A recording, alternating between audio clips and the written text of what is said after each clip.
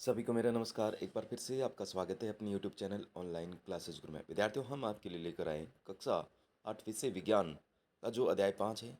अध्याय 5 का नाम अध्याय 5 है। अध्याय 5 का नाम है कोयला और पेट्रोलियम। इनके जो सभी अभ्यास प्रश्न हैं, सभी अभ्यास प्रश्नों के उत्तर इस वीडियो के माध्यम से हम आपको प्रोवाइड करवाने जा रहे हैं। कौन कौन से प्रश्न किस प्रकार से करने हैं, सारी जानकारी इस वीडियो के माध्यम से। तो सबसे पहले आइए देखिएगा जो प्रश्न हैं, कौन कौन से प्रश्न हैं हम देख सकते हैं। यहाँ पर ये प्रश्न है, देख सकते हैं अभ्यास प्रश्न। पहला, दूसरा, तीसरा, चौथा। चौथा है रिक्त स्थानों की पूर्ति कीजिएगा। और 5 नंबर है सत्य असत्य। और यहाँ पर 6 नंबर ये है क अभिलक्षणों और उपयोगों का वर्णन कीजिएगा। पेट्रोलियम निर्माण के प्रक्रम को समझाइए। तो यहाँ पर हम देखेंगे विद्यार्थियों, जो सबसे पहले यहाँ पर दे रखा है रिक्त स्थानों की पूर्ति कीजिए। तो रिक्त स्थानों की पूर्ति कीजिए में क्या क्या आएगा, किस प्रकार से करना है, तो सारी इस वीडियो के माध्यम से हम आपको जानकारी दे रहे हैं। तो रिक्त स्थानों की पूर्ति कीजिए क में दे रखा है रिक्त स्थान, फिर रिक्त स्थान, फिर तथा दे रखा है। तो यहाँ पर हम देखेंगे जो 4 नंबर प्रश्न रिक्त स्थानों की पूर्ति कीजिए, तो यहाँ इसमें आएगा आपके कोयला। क्या आएगा? कोयला, पेट्रोलियम तथा प्राकृतिक गैस, है ना। कोयला, पेट्रोलियम तथा प्राकृतिक गैस। तो इसमें यहाँ पर देखेंगे हम, इसमें आएगा कोयला और पेट्रोलियम, ठीक है। और इसमें आएगा प्राकृतिक गैस। इसमें क्या भरेंगे? प्राकृतिक गैस। तो यहाँ पर कोयला और पेट्रोलियम तथा प्राकृतिक गैस जो है जीवाश्म ईंधन है। फिर ख में पेट्रोलियम के विभिन्न संघटनों को पृथक करने का प्रक्रम कहलाता है। क्या कहलाता है? तो यहाँ पर पृथक करने का जो प्रक्रम है वो परिष्करण कहलाता है। क्या कहलाता? परिष्करण कहलाता है। क्या कहलाता? परिष्करण। तो इस प्रकार से आप लिखेंगे परिष्करण, ठीक है। यहाँ पर ही हो जाएगा परिष्करण। नेक्स्ट देखेंगे वाहनों के लिए सबसे कम प्रदूषक ईंधन कौन सा है। तो इसमें हम करेंगे CNG। क्या करेंगे विद्यार्थियों? CNG इसमें करेंगे, ठीक है। इसमें CNG, इसमें परिष्करण, इसमें कोयला और पेट्रोलियम तथा जो है प्राकृतिक गैस, ठीक है। फिर नेक्स्ट देखेंगे, नेक्स्ट यहाँ पर हम देखेंगे विद्यार्थियों, प्रश्न ये 4 और 5 पहले करवा रहे हैं आपको। निम्नलिखित कथनों के सामने सत्य असत्य लिखिएगा। जीवाश्म ईंधन प्रयोगशाला के में बनाए जा सकते, सत्य असत्य। तो इसका उत्तर होगा असत्य। नेक्स्ट है पेट्रोलियम की अपेक्षा CNG अधिक प्रदूषक ईंधन है। तो ये भी आपके असत्य। क्या है विद्यार्थियों? असत्य। कोक कार्बन का लगभग शुद्ध रूप है, तो यहाँ पर ये है, हो जाएगा सत्य। क्या हो जाएगा? सत्य। नेक्स्ट हम देखेंगे कोलतार विभिन्न पदार्थों का मिश्रण है। कोलतार जो विभिन्न पदार्थों का मिश्रण है, तो ये सत्य हो जाएगा। फिर मिट्टी का तेल एक जीवाश्म ईंधन नहीं है, तो ये असत्य हो जाएगा। तो यहाँ पर हम देखेंगे असत्य, असत्य, फिर यहाँ सत्य, सत्य और असत्य। नेक्स्ट देखिएगा, जो पहला प्रश्न है हमारे सामने स्क्रीन पर, तो देखिएगा। तो विद्यार्थियों हम देखेंगे जो CNG और LPG का ईंधन के रूप में उपयोग करने के क्या लाभ है। तो CNG संपीड़ित प्राकृतिक गैस और LPG द्रवीकृत पेट्रोलियम गैस का ईंधन के रूप में उपयोग करने के निम्नलिखित प्रमुख लाभ हैं। तो यहाँ पर हम लिखेंगे यह वायु प्रदूषण नहीं फैलाती हैं और पर्यावरण के अनुकूल हैं। इनका लगभग पूर्ण दहन होता है। यह जलने में कोई धुआं, अवशेष या राख नहीं छोड़ती हैं। इनका ज्वलन ताप कम होता है। इनसे उच्च ऊष्मा ऊर्जा प्राप्त होती हैं और इन्हें आसानी से संग्रहित और परिवहन किया जा सकता है। इन्हें घरों और कारखानों में सीधे जलाया जा सकता है तथा पाइपलाइनों के माध्यम से इनकी आपूर्ति की जा सकती है। नेक्स्ट देखिएगा। नेक्स्ट विद्यार्थियों हम देखेंगे पेट्रोलियम का कौन सा उत्पाद सड़क निर्माण हेतु उपयोग में लाया जाता है। तो इसका उत्तर करेंगे सड़क निर्माण हेतु पेट्रोलियम उत्पाद बिटुमिन का उपयोग किया जाता है। किसका किया जाता है? बिटुमिन का। नेक्स्ट देखेंगे प्रश्न संख्या 3, वर्णन कीजिए मृत वनस्पति से कोयला किस प्रकार बनता है। यह प्रक्रम क्या कहलाता है। तो इसका उत्तर हम करेंगे कोयला बनने का प्रक्रम लगभग 300 मिलियन वर्ष पूर्व पृथ्वी के निचले जलीय क्षेत्रों में घने वन थे और बाढ़ जैसी प्राकृतिक आपदाओं के कारण यह वन मिट्टी के नीचे दब गए। उनके ऊपर अधिक मिट्टी जमा हो जाने के कारण वे संपीड़ित हो गए। जैसे जैसे वे गहरे होते गए उनका ताप भी बढ़ता गया। उच्च दाब और उच्च ताप पर पृथ्वी के भीतर दबे हुए मृत पेड़ पौधे और धीरे धीरे कोयले में परिवर्तित हो गए। तो विद्यार्थियों जिन्होंने चैनल को सब्सक्राइब नहीं किया तो प्लीज़ चैनल को सब्सक्राइब कीजिएगा, वीडियो को लाइक कीजिएगा, वीडियो को शेयर कीजिएगा, ताकि मेरे चैनल पर जो वीडियो अपलोड हो आपके पास नोटिफिकेशन पहुंच सके। इस नोटिफिकेशन के माध्यम से अपना सारा संपूर्ण हल कर सके। तो प्लीज़ वीडियो को लाइक कीजिएगा और चैनल को सब्सक्राइब कीजिएगा। नेक्स्ट देखिएगा, नेक्स्ट 3 का ही उत्तर है। यह प्रक्रम मृत वनस्पति के धीमे प्रक्रम द्वारा कोयले में बदलने के इस प्रक्रम को कार्बनीकरण कहते हैं। नेक्स्ट यहाँ पर हमने रिक्त स्थानों की पूर्ति कीजिए, ये आपको बता ही दिया, लेकिन आपको लिख के नहीं बताया, तो यहाँ पर बता देते हैं।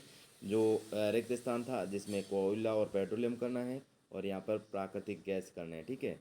नेक्स्ट यहाँ पर विभिन्न, तो यहाँ पर परिष्करण, रिक्त स्थान में आप क्या करेंगे, परिष्करण, ठीक है। ये परिष्करण, इसमें रिक्त स्थान में कोयला, पेट्रोलियम और प्राकृतिक गैस। और फिर इसी प्रकार यहाँ पर आप लिखेंगे CNG, रिक्त स्थान में CNG, हिंदी और इंग्लिश दोनों के अंदर, ठीक है। नेक्स्ट देखिएगा, नेक्स्ट विद्यार्थियों हमने देखा था निम्नलिखित कथनों के सामने सत्य असत्य। तो जीवाश्म ईंधन प्रयोगशाला में बनाए जा सकते तो असत्य। पेट्रोलियम की अपेक्षा CNG अधिक प्रदूषक ईंधन है, असत्य।